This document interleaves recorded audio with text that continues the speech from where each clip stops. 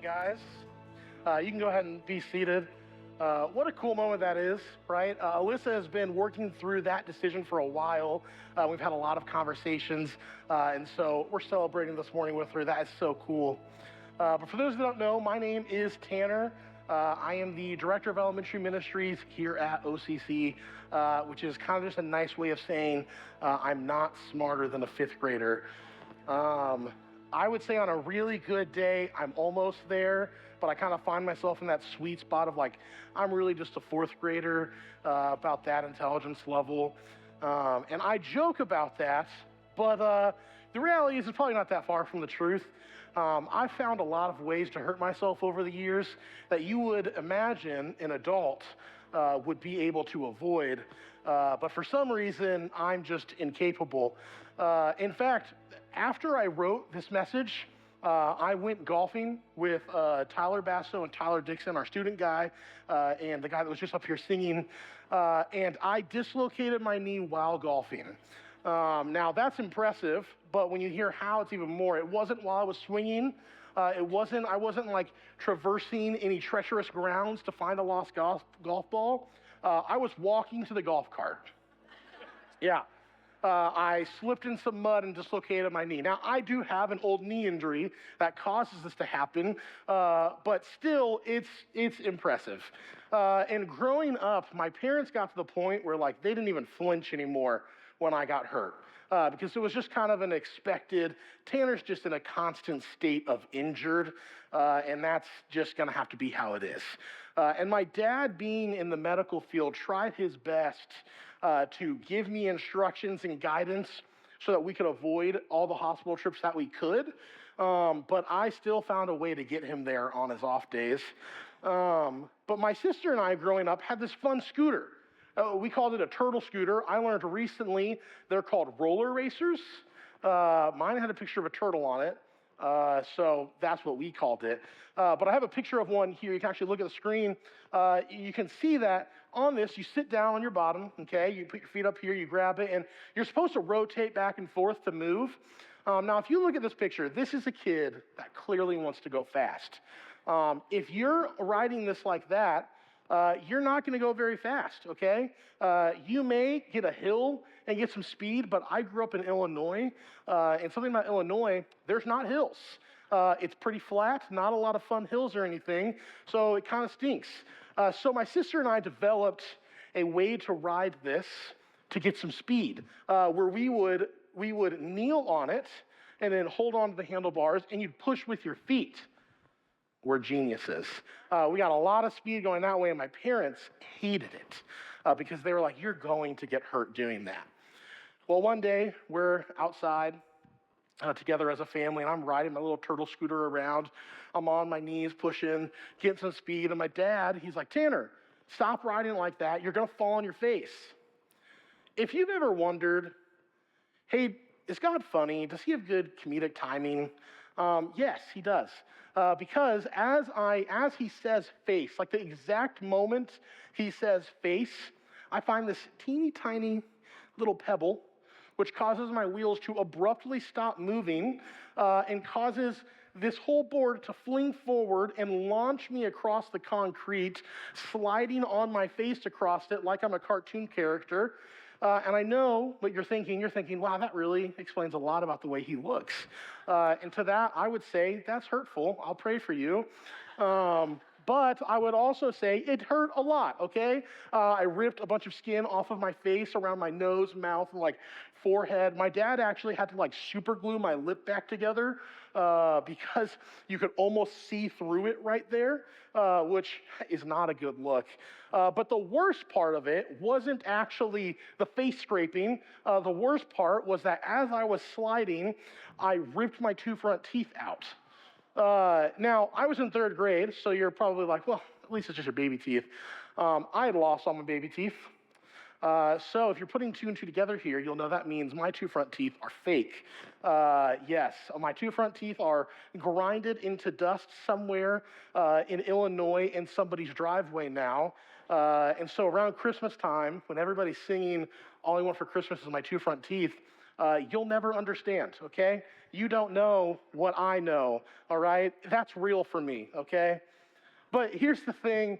We can all probably think of a time when we were kids where our parents or an adult or a teacher gave us instructions to do something so that we wouldn't hurt ourselves. And we were like, nah, I know better. I got this. And then like 5 minutes later realized, oh, that's why. Oh, that's why they told me to do that.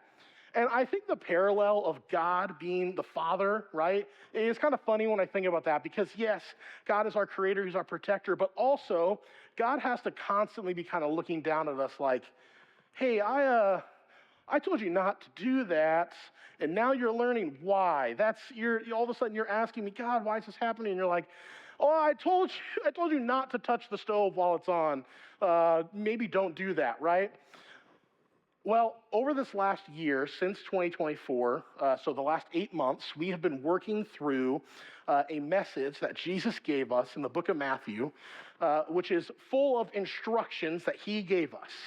And this is arguably one of the most important teachings that we find in Scripture. It's called the Sermon on the Mount. It is the longest message that Jesus ever delivered in Scripture, okay? So it spans over 3 chapters, Matthew 5 through 7. And we've been working through this since January. And today is actually, we're wrapping it up. We've made it.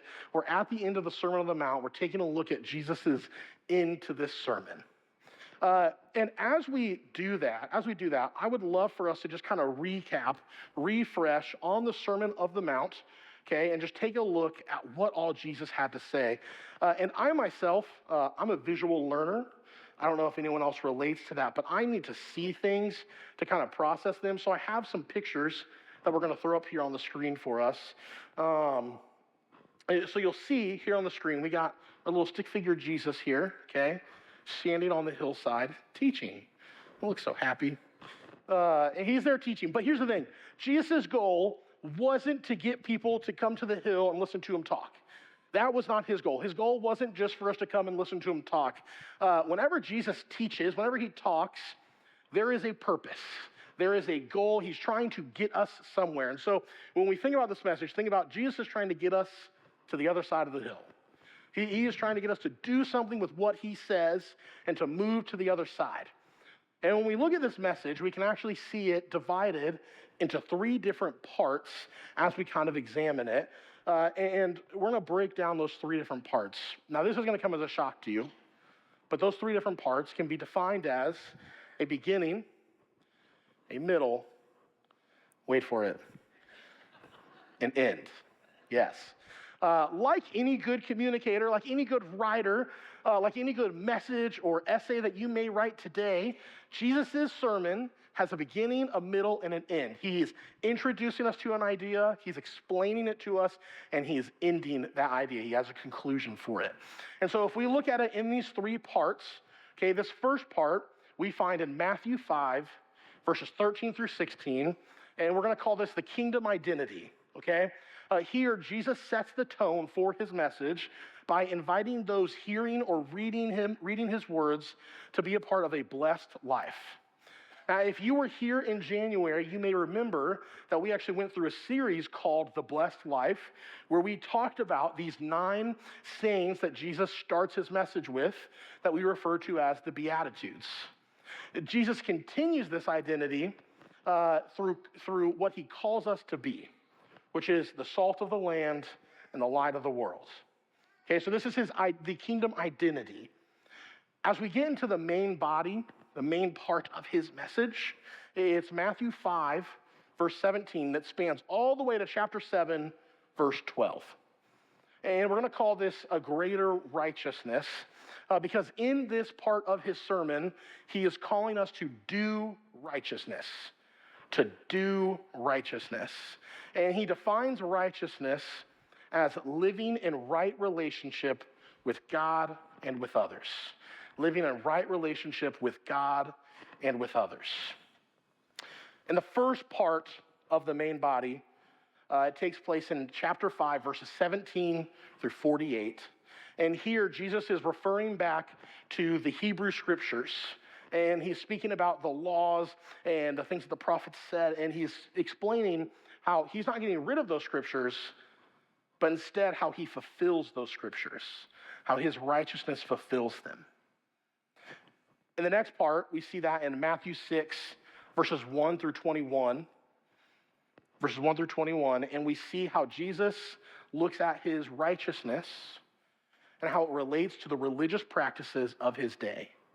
And in this section, he challenges us to express our devotion to God, but to kind of check ourselves, to make sure that we're not just practicing these things because we want to look good and we want people to think that we're a good person, but instead because of our devotion to God, because of how much we love him.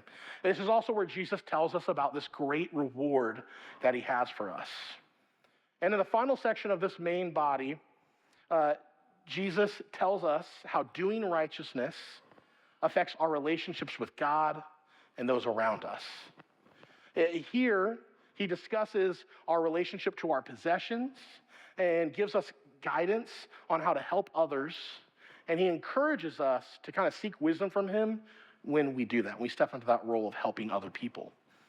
This is also where we get the golden rule, right? A rule that we probably all know from our childhood, whether you grew up in the church or not, is do unto others as you would want done to you, right? And the final part, the end of the Sermon on the Mount, we're going to call the choice. Because this is where Jesus wants us to make a choice. He wants us to do something. And this takes place in Matthew 7, verses 13 through 27. And here, Jesus presents us with three choices using some visuals. Okay, so in the first choice, he has these two gates with different paths that lead to life, and the other leads to ruin. The second, he has these two trees. Okay, one is good and it's producing good fruit. The other is withered and is producing bad fruit. The third choice, the third one, we're actually going to look at today. This takes place in Matthew 7, verses 24 through 27. And it says this: "Therefore, everyone who hears these words of mine and puts them into practice is like a wise man who built his house on the rock. The rain came down, the streams rose, the winds blew and beat against that house, yet it did not fall, because it had its foundation on the rock. But everyone who hears these words of mine and does not put them into practice is like a foolish man who built his house on sand. The rain came down, the streams rose, the winds blew and beat against that house, and it fell with a great crash." In 2008, Hurricane Ike decimated the town, a town on the coast of Gilchrist, Texas. There were 200 homes in this small town, and it completely destroyed it. But Pam and Warren Adams, 3 years prior, had lost their home to Hurricane Rita. And so when they rebuilt, they followed some of the new building guidelines, new codes, did some things a little bit differently. And so when they arrived home, they found their house still standing, but to this effect. Of the 200 homes in their area, theirs was the only one left standing. And later in an interview, Warren says that his home, yes, they followed some different guidelines, some updated building codes that he believes is the reason his home was still standing. His was slightly more elevated than others, was a little bit higher, and it had some updated infrastructure in it. This is the kind of devastation that Jesus is trying to help us avoid. Only for us, it's not just losing our homes, it's losing the opportunity to live a blessed life with him. He gives us the foundation. He gives us the instructions to build our lives on that foundation, but we have to do something with it. And when you experience what they experienced, where they lost their home, you become pretty intentional about making sure you follow those things, right? Just like we should be intentional about following what Jesus has laid out before us. The Sermon on the Mount is our roadmap for a life of righteousness, the life that Jesus called us to. It is so much more than just some pretty words and great stories. It is literally the foundation for what Jesus wants us to live. It's a call to live a life worth dying for. Because at the end of the day, it literally is. Jesus died for the lives that he calls us to live right now. Right? Jesus died for the lives that he calls us to live right now. And he wants us to live that kind of a life. In the book of James, Jesus' half-brother James has this to say. He says, "Do not merely listen to the word and so deceive yourselves. Do what it says. Anyone who listens to the word but does not do what it says is like someone who looks at his face in a mirror and after looking at himself goes away and immediately forgets what he looks like. But whoever looks intently into the perfect law that gives freedom and continues in it, not forgetting what they heard, but doing it, they will be blessed in what they do." Sometimes I need people to pretty bluntly not beat around the bush when giving me instructions. And if you are like that, I encourage you to check out the book of James. James really doesn't care about our feelings at all. He is bluntly telling us how it is. And in this portion, he's just straight up telling us, hey, if you're reading Jesus' words and just thinking, wow, what a great communicator, but we stop there, then we're missing the point, right? And I appreciate that Jesus doesn't really sugarcoat this either, right? And we look at Jesus doesn't tell us that if we follow him, everything's going to be sunshine and rainbows. No, instead, when he explains that whether or not we're following him, we are going to have storms. The rain is going to fall. The streams are going to rise. The winds are going to try and knock us down because we live in a world tainted by sin. That is the truth. But the difference between standing and falling is what we do with the instructions that he gave us. It is why that we are called not to be Jesus listeners, but Jesus followers, right? Jesus calls us to be Jesus followers. Because Jesus isn't trying to get us to listen to his TED Talks and appreciate the things that he's saying and be like, oh, what great stories. No, Jesus challenges us to follow his words. So I ask you this question. Do you want to be a Jesus listener or do you want to be a Jesus follower? Do you want to be a Jesus listener or do you want to be a Jesus follower? Jesus calls us to follow him because he lived a perfect life, truly a perfect life. He is the only life. He lived the only life, literally since creation, free from sin. He is the only person that ever lived that 100% of the time we can look at him as an example. There are people in the Bible that we look at as great examples of how we should live, but we can find moments where they messed up. Jesus is the exception. He lived the only life that 100% of the time we can look to him as an example. And so he calls us not to just listen to him, not to just hear his words, not to just hear his instructions, but to follow him. His goal isn't to get us to the hillside to hear him talk. His goal is to get us to walk to the other side with him. He wants us to follow him. There's this story that I was reminded of as I was preparing for today. Because upstairs in the elementary area, they're actually working through Luke 15, which is Jesus tells these three stories, these three parables of lost things. And today they're talking about the lost coin. If you're unfamiliar with this area, check out Luke 15. It's a really cool portion of the Bible. And if you're really into stories, that's a great thing to check out. But the story that I'm reminded of for this is actually the one prior, about a sheep. If you don't know this story, I'll give you the Spark Notes version, okay? Where basically Jesus tells this story of a shepherd who has 100 sheep. One gets lost, and so he leaves, goes and finds that one sheep. He leaves the 99, goes and finds the one sheep, and when he finds it, he puts it on his shoulders, he carries it back to the others, and then when he gets there, he gathers his friends and neighbors, and they celebrate and throw a big party to celebrate this one sheep returning back home. Now, typically, when someone teaches this story, they're going to spend a little bit more time on it than I am right now. But I actually want to look at the response of a student. So 2 years ago, I was teaching this story back in Illinois, and I had this fifth grader who afterwards we typically had some discussion time just so kids can kind of process what we're talking about because it's helpful for them to talk. And so we sit there and we ask them this question. And admittedly, this is kind of an abstract, big question. The question we ask after the story is, what does this story mean for you? I will admit, that's a difficult question to answer, right? That is not an easy question to answer. And a typical response from an elementary student might look something like, well, it means that Jesus loves me. You could also, if you're spending time with the boys, just get simply the answer, boogers. We get varying responses at times, but this particular fifth grade student raised their hand, and his answer really had a big impact on me. He starts sharing, and he says, well, a few years ago, my parents got divorced, and ever since then, my mom has stopped going to church. It started with just every once in a while, we wouldn't go to church together.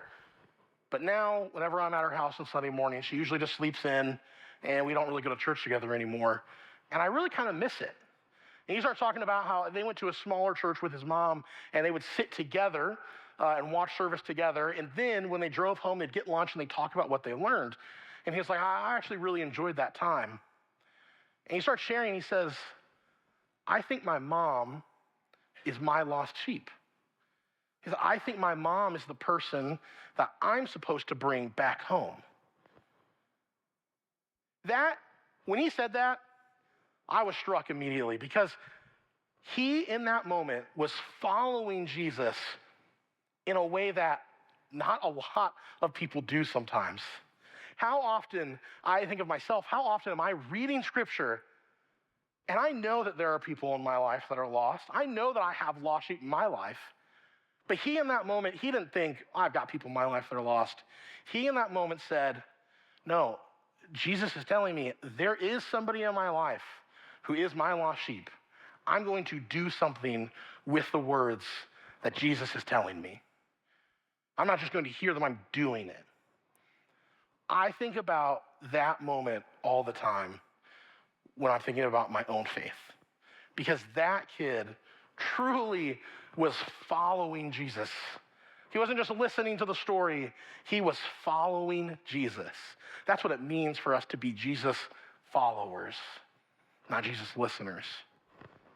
Back to our story about the Adams family and the Hurricane house.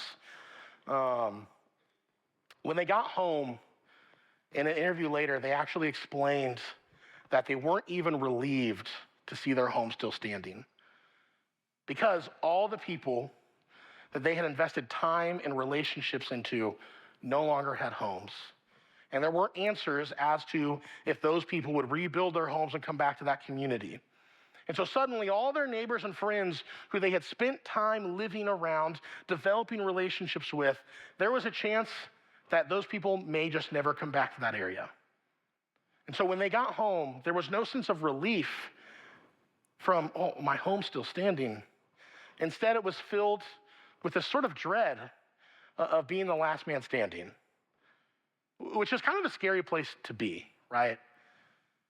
Now, I'm going to ask you guys a question, and I want you to actually respond, okay? As a church, our goal is to what? To help everyone. Great job, guys. Upstairs, we give out ping pong balls for points. If I had them, I'd be throwing them out to you, okay? Great job, okay? But yes, our goal as a church is to help everyone find and follow Jesus. Here is an important truth. We don't want to get to the end and find out that all the people that we lived with, that we found and followed Jesus with, are no longer there. We don't want that. That's a scary place to be. So here's what I challenge you with. Whether you're here in person today or you're at home watching online, we all have people in our lives that are the church. We as a people are the church. The people here with you today want to help you more deeply find and follow Jesus. So ask them, invite people into your life to help you more deeply find and follow Jesus. Because it's not just about finding Jesus and then stopping there. We are continuing by following him. And so we as a church, our goal is to help everyone here, everyone not here, find and follow Jesus. So ask the people with you to help you more deeply do that. And I want to take a moment this morning to do something that may be uncomfortable also. I'm going to, in a moment, invite us into a time of quiet reflection and prayer. Because I want us to really intentionally think about, what are my next steps? How do I respond to the message of Jesus? How do I respond to this Sermon on the Mount? And I know if you weren't here for the last 8 months, that's okay. I encourage you to take some time over the next week or two to examine this sermon, Matthew 5-7, to read Jesus' Sermon on the Mount. I would encourage you to do that because it truly is the foundation for the life that Jesus calls us into. And think about, how do I respond to that message? If you've already responded through the act of being baptized, then in a moment, while we're reflecting, I would like for you to use that time to take your communion, but to do it intentionally and to ask yourself, why did I say yes to this commitment? Why did I say yes to taking this bread that represents Jesus' body and his atonement for us? Why did I say yes to drinking this juice that represents Jesus' blood that he spilled for us? Why did I say yes to making that commitment to following him? And I'll invite you to do that in just a moment as you're taking communion. If you've not been baptized, then I want us to use this as a time to reflect and to ask God, how do you want me to more deeply follow you? What do I need to do to follow you and to not just listen? And to use this as a moment to reflect on, how am I going to respond to the message of Jesus? Whether you're here in person or you're at home watching online, whether you've been baptized or you haven't been baptized, all of us have a next step. We are all in process. We are all still following God. There isn't a moment where we reach where we're not following God anymore, where we've reached the finish line. That comes a lot later. We are still following God. We are in process. And so your next step, your response may look different. Your next step may be having a conversation about what it looks like to be baptized if you haven't been. Your next step may be getting plugged into a small group or a community of people because you don't want to be the last man standing. Your next step may be finding a place to use your talents and to serve, whether it be here or whether it be out in the community. Your next step may be having a conversation with that person who's been on your heart for a while, but maybe you've been avoiding or scared to have. And for some of us, our next step, it may seem simple. It may be as simple as asking for prayer. But the truth is, we know sometimes asking for prayer really isn't that simple. Taking that next step can be scary, but I encourage you to do it. To not just listen to the words of Jesus, but to follow the words of Jesus. So here's what we're going to do in this moment. I'm going to give you guys just a minute to take your communion and to reflect on that response. How do I want to respond? Why did I commit to following Jesus? To take your communion and remind yourself of that, and then invite all of us to just quietly pray and ask God to show us how he wants us to more deeply follow him, to respond to his message, to Jesus' message. So right now, if you have your communion, you can take it. Otherwise, we're all going to take a quiet moment, just pray and ask God to show us.